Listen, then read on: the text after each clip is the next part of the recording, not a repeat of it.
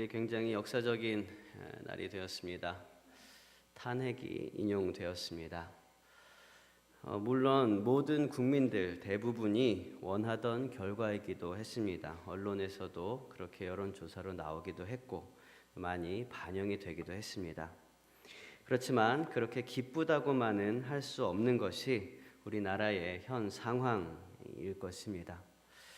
최선의 상황이 이미 다 어그러져 버리고 어쩔 수 없이 차선으로 여러 가지 아픔을 겪어가면서 탄핵을 선택할 수밖에 없었던 이 나라의 현실이 너무나 안타까울 뿐입니다. 이러한 시대에 하나님께서 우리나라를 향하여 말씀하고 계신 것은 무엇일까요? 특별히 이 시대를 살고 있는 이 나라의 그리스도인들을 향하신 하나님의 뜻은 무엇일까요?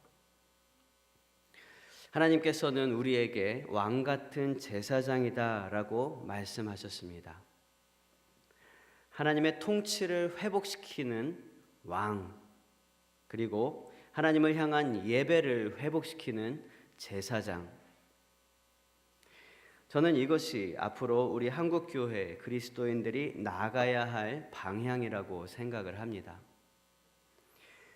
사사기 9장에 보면 기드온의 아들 아비멜렉이 우상 신전의 돈으로 사람들을 사서 권력을 취하는 장면이 나옵니다. 그리고 기드온의 다른 아들들, 즉 자신의 형제들, 아비멜렉의 형제들을 모두 다 죽이는데요. 그 중에 한 명이 살아남습니다. 막내 아들 요담이라고 하는 아들이 살아남아서 그가 아비멜렉이 권력을 잡은 것에 빗대어서 이렇게 이야기를 합니다. 조금 길지만 우리 사사기 말씀을 한 목소리로 같이 읽어보도록 하겠습니다. 9장입니다. 시작.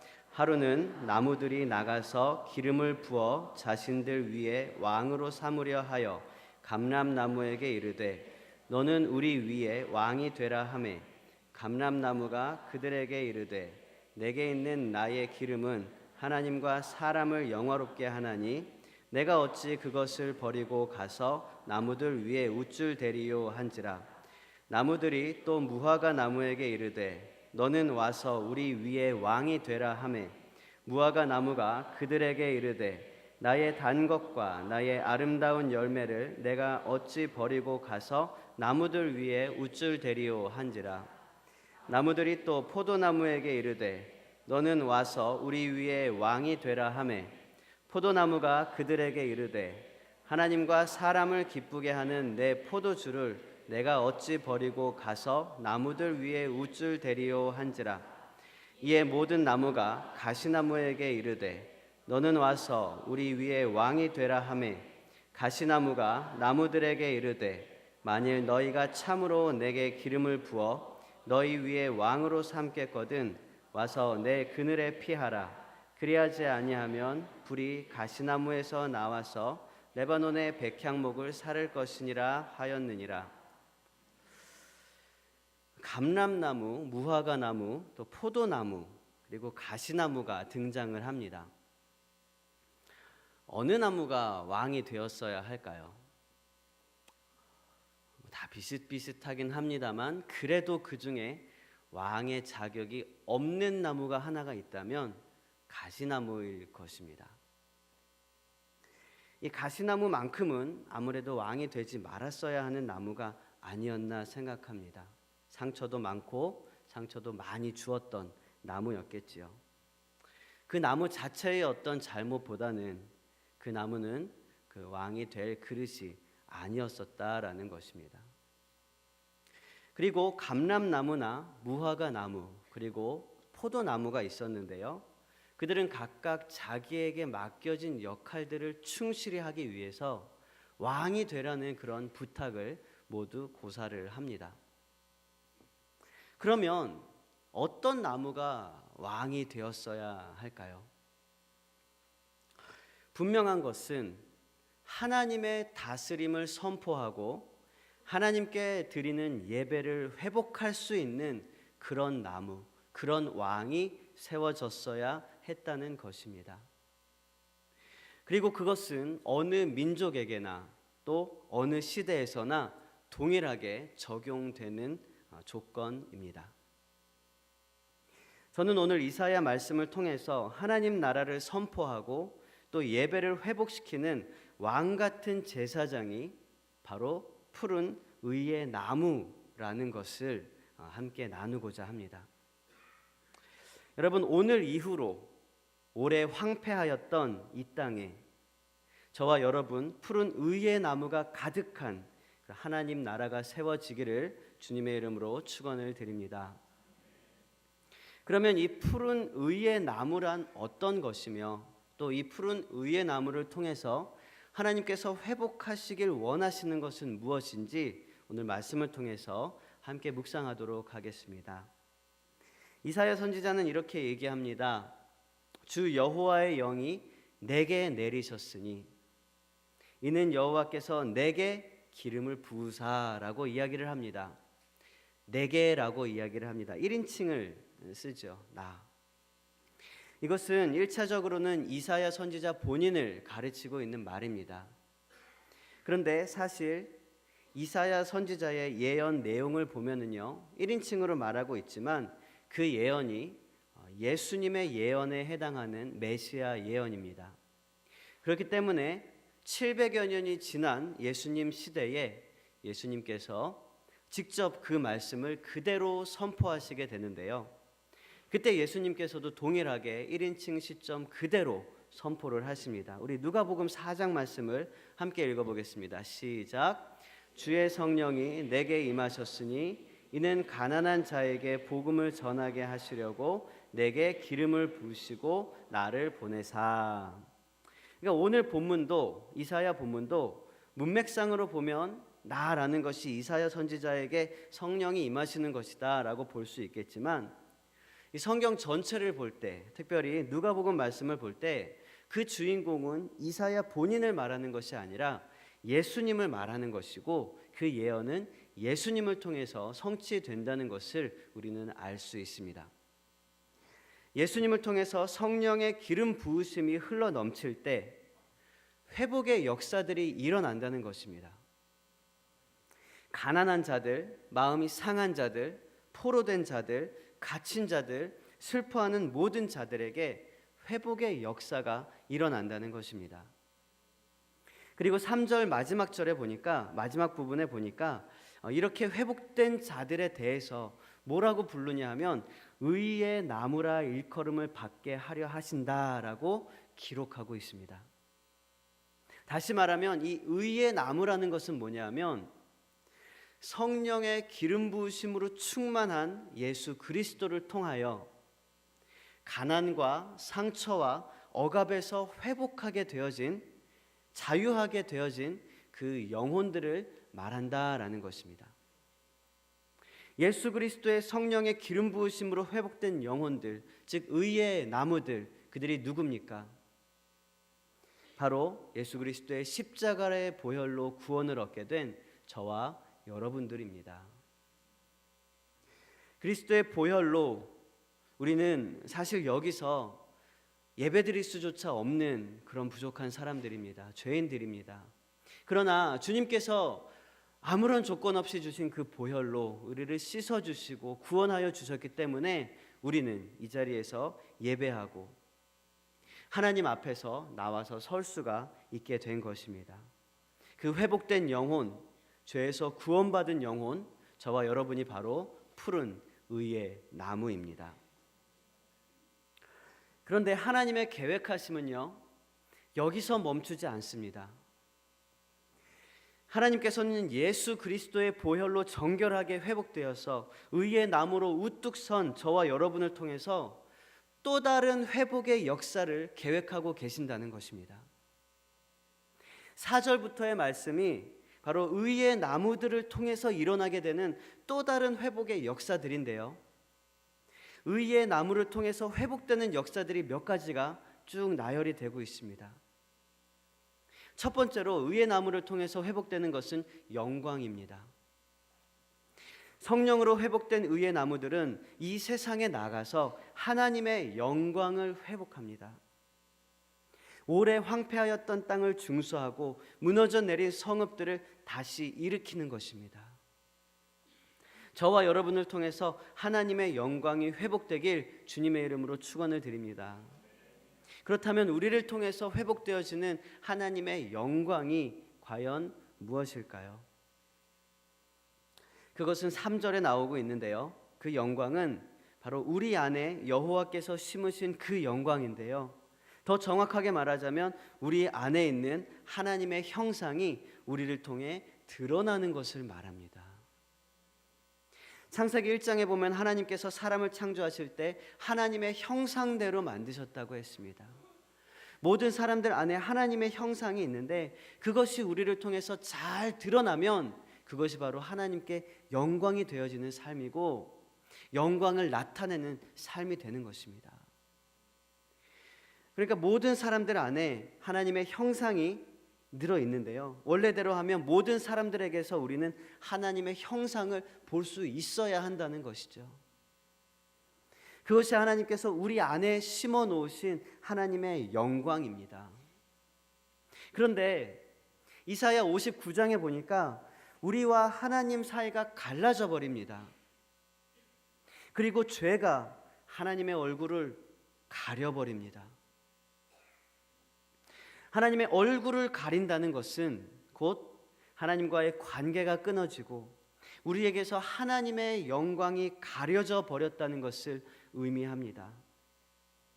여러분, 우리는 우리 안에 있는 하나님의 영광을 회복해야 합니다.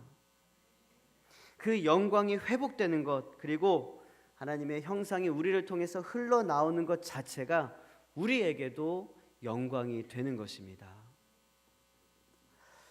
3절 말씀을 보시면 의의 나무란 곧 하나님께서 심으신 그 영광을 나타낼 자라고 설명을 하고 있습니다.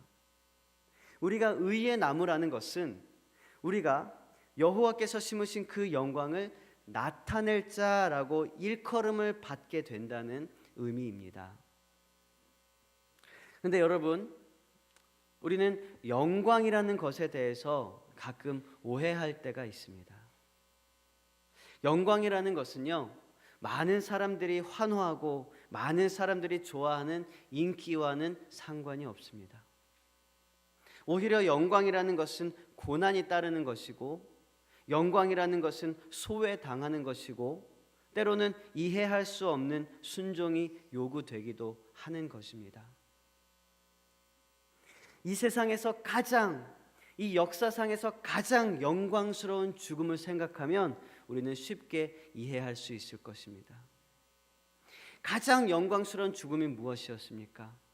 바로 예수 그리스도의 십자가의 죽음이었습니다. 결코 편한 길 아니었고요. 결코 사람들의 환호받는 길이 아니었습니다. 고난이었고 소외당하는 것이었고 이해할 수 없는 상황에서도 순종할 수밖에 없는 그 길이 바로 십자가의 길이었습니다.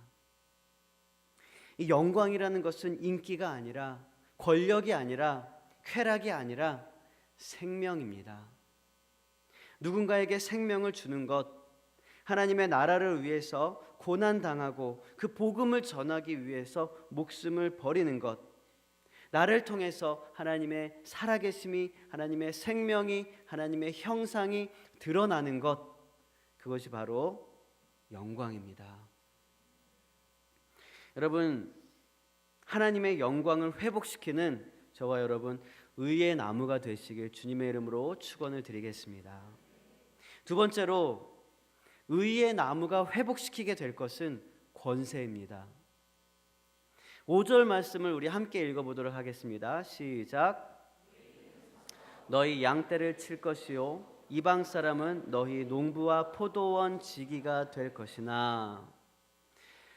외인들과 이방인들이 이스라엘 백성들의 양떼를 치고 농부가 되고 포도원 지기가 될 것이라고 말씀하고 있습니다.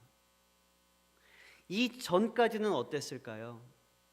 이 전까지는 이스라엘 백성들이 외인들과 이방인들의 노예로, 그들의 농부로, 그들의 양치기로, 그들의 포도원 치기로, 그들의 가정집 종으로, 그들의 포로로 그렇게 살아왔습니다. 하지만 이제는 반대로 되는 것입니다. 이스라엘 백성들의 다스림의 권세가 회복되는 것입니다. 이것은 하나님을 향한 저와 여러분 모든 의의 나무들의 다스림의 권세가 회복된다는 것입니다. 여러분, 사람들이 왜 돈의 노예가 될까요? 왜 원하지도 않는데 죄의 노예가 될까요? 내 의지와 내 결정권이 있는데도 불구하고 내 맘대로 살지 못하고 세상의 가치대로 다른 사람들의 이목대로 그렇게 살게 될까요? 우리는 주님께서 주셨던 다스리는 권세를 잃어버렸기 때문입니다. 다스리는 권세를 잃어버리게 되면 오히려 세상에 의해서 다스림을 받게 됩니다. 돈 때문에 양심을 버리고 욕심 때문에 이성적인 판단을 못하고 이 세상의 가치 때문에 나의 도덕적인 어떤 선택의 기회마저도 다 빼앗겨 버리고 마는 것입니다. 처음에 하나님께서는 우리에게 다스리는 권세를 주셨습니다. 바다의 물고기와 하늘의 새와 땅에 움직이는 모든 생물을 다스리라고 말씀하셨습니다.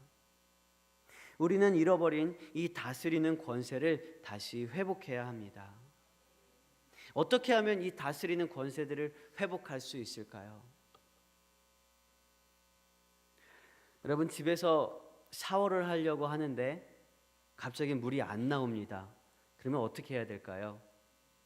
여러분, 정말 상식적으로 한번 생각해 보시면 먼저는 샤워기 이 밸브를 켰다 해보시겠죠? 그러고도 물이 안 나오면 옆에 있는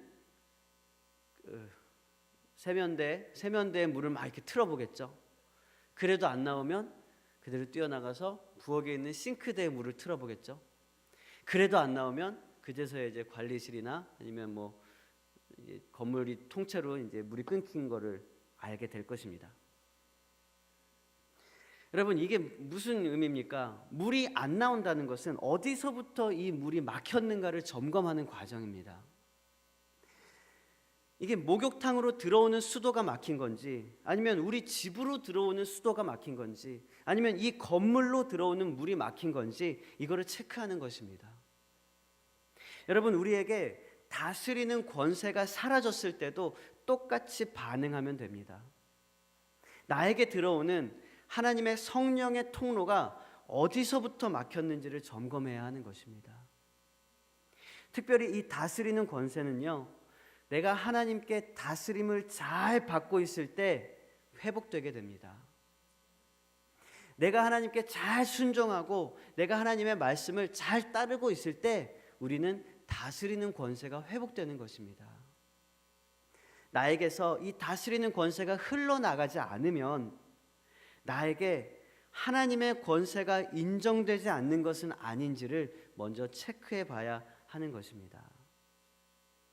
나에게 선한 영향력이 흘러나오지 않으면 나에게 하나님께서 나에게 주시는 그런 영향력이 나에게 미쳐지지 않는가, 막혀 있는 것은 아닌가를 점검해야 할 것입니다. 여러분, 여러분에게서는 무엇이 흘러나오고 있습니까? 다스림의 권세가 회복되어지는 그런 저와 여러분의 삶이 되시길 주님의 이름으로 축원을 드립니다. 우리는 지금 의의 나무가 회복시킬 것들에 대해서 말씀을 나누고 있습니다. 첫 번째는 영광이 회복되어질 것이라고 말씀드렸습니다. 두 번째는 권세가 회복되어져야 한다고 말씀을 드렸습니다. 세 번째는요, 예배가 회복되어져야 합니다. 우리 6절 말씀을 함께 읽어보겠습니다. 시작. 오직 너희는 여호와의 제사장이라 일컬음을 받을 것이라. 사람들이 너희를 우리 하나님의 봉사자라 할 것이며 너희가 이방 나라들의 재물을 먹으며 그들의 영광을 얻어 자랑할 것이니라. 아멘. 제사장으로 일컬음을 받게 될 거라는 겁니다. 제사장은 어떤 사람입니까? 본인이 예배하는 사람이고 다른 사람으로 하여금 예배하게 하는 사람입니다. 이스라엘이 제사장 나라가 된다는 것은요, 지금 우리들에게 있어서 예배하는 사람으로 세워지게 될 것이라는 말입니다.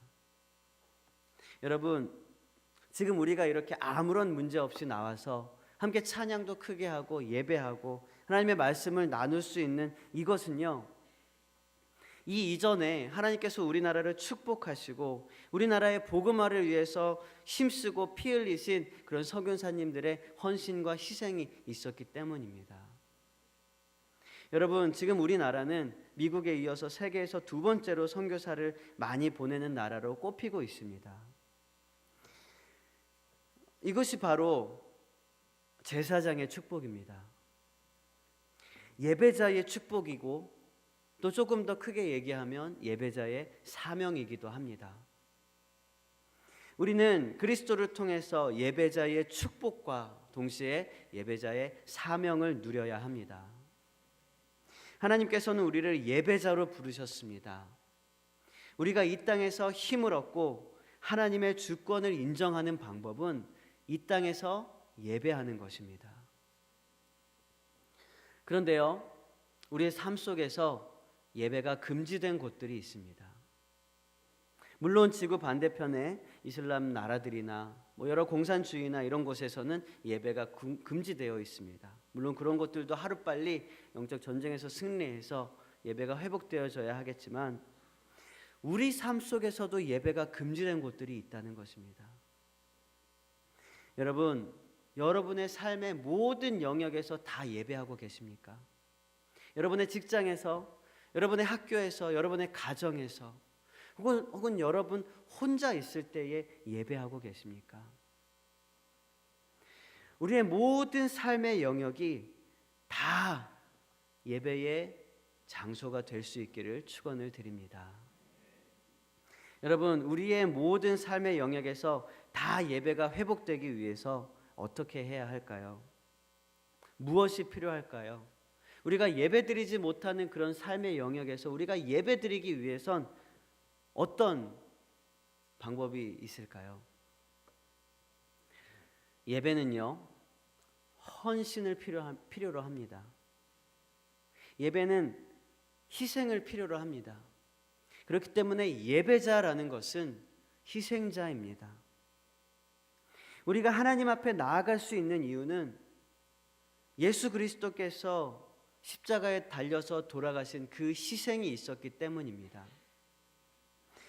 그리고 우리가 이 땅에서 자유롭게 예배드릴 수 있었던 이유도 수많은 선교사들의, 순교자들의 피 흘린 희생과 헌신이 있었기 때문입니다.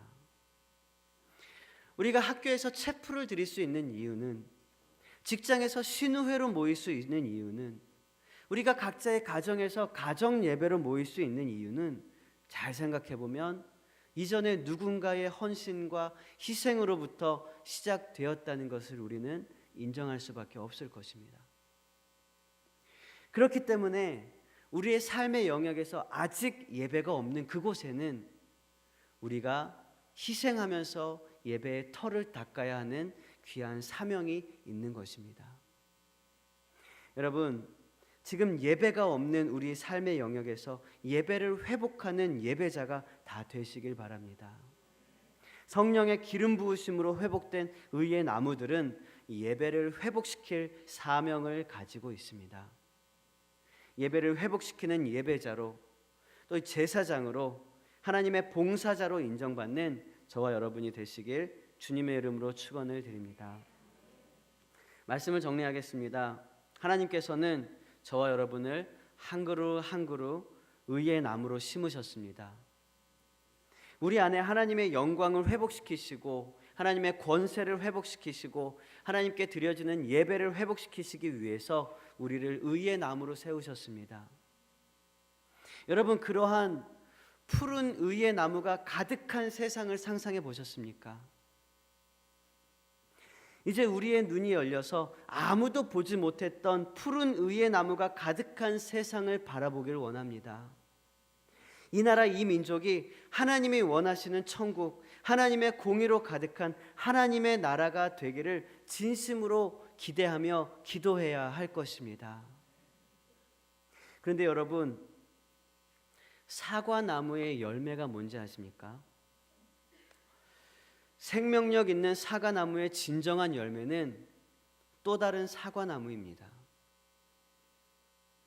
푸른 의의 나무가 진정으로 이 땅에 가득하기 위해서 우리가 기억해야 할 것은 또 다른 또 하나의 푸른 의의 나무를 세워 나가야 한다는 것입니다.